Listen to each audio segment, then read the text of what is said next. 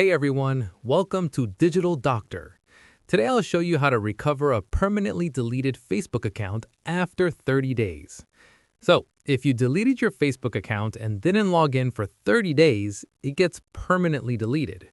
But don't worry, you can still try to recover it. First, open any web browser on your phone or computer. In the search bar, type facebook.com/support and press enter. From the search results, select the Help Center. Once the page loads, click on Account Settings from the options. Scroll down to the bottom where it says, "Was this helpful?" and select No. Then click on Other to open a contact form. Now, here's the important part. You need to explain your situation clearly. Write something like, "I deleted my Facebook account to take a break, and I intended to log back in before 30 days, but due to unforeseen circumstances, I couldn't.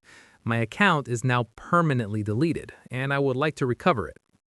Once you've written your explanation, click the Submit button at the bottom.